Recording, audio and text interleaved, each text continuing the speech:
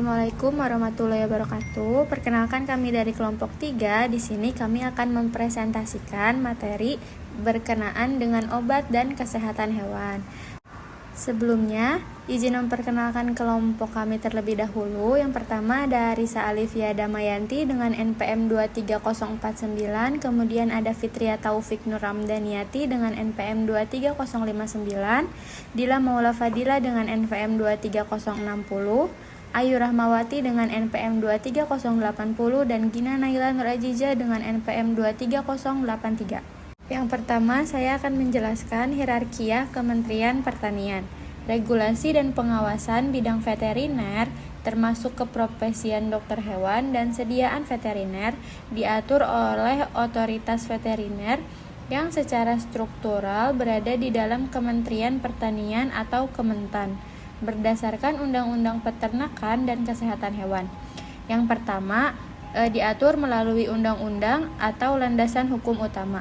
Yang kedua, Menteri Pertanian atau Kementan sebagai penanggung jawab Otoritas Veteriner Nasional. Yang ketiga, Direktorat Jenderal Peternakan dan Kesehatan Hewan atau Ditjen PKH. Pelaksanaan teknis yang menetapkan kebijakan, memberikan izin produksi, pendaftaran, peredaran, dan mengawasi sediaan veteriner, serta praktik dokter hewan. Yang terakhir ada produsen obat hewan dan dokter hewan, di mana menjalankan pelaksanaan di lapangan yang harus mematuhi regulasi dan pengawasan dari Ditjen PKH. Obat dan alat kesehatan hewan. Obat veteriner drugs adalah sediaan yang digunakan untuk diagnosis, pencegahan, penyembuhan, hingga peningkatan mutu atau produksi hewan. Yang pertama ada klasifikasi sediaan, yaitu meliputi obat biologik atau vaksin, kemudian ada obat farmasetik atau antibiotik, hormon, kemudian ada premix dan obat alami. Kedua, ada klasifikasi bahaya, yaitu obat diklasifikasikan menjadi obat keras. Contoh lambangnya itu lingkaran merah K, harus dengan resep dokter hewan. Kemudian ada obat bebas terbatas, yaitu logonya lingkaran biru, dan obat bebas dengan logo lingkaran hijau. Alat kesehatan hewan atau Alkeswan adalah instrumen atau peralatan yang digunakan untuk diagnosis, pencegahan, atau pengobatan hewan. Pengawasan obat hewan dan Alkeswan sepenuhnya berada di bawah kewenangan Menteri Pertanian. Baik, selanjutnya saya akan menjelaskan mengenai daftar obat extra label yang lazim digunakan dokter hewan di Indonesia.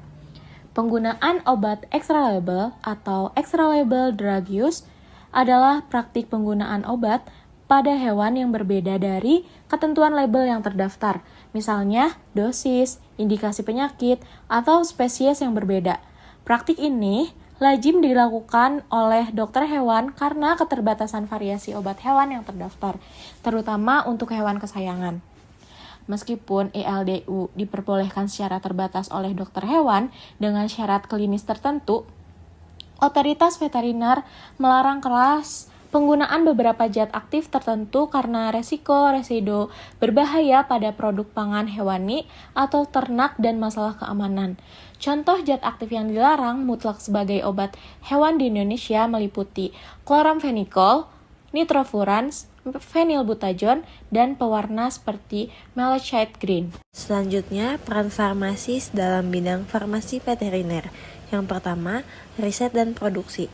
Bertindak sebagai penanggung jawab teknis di pabrik obat hewan, POH, untuk menjamin kualitas, formulasi, dan kepatuhan terhadap standar cara pembuatan obat hewan yang baik, CPOHB.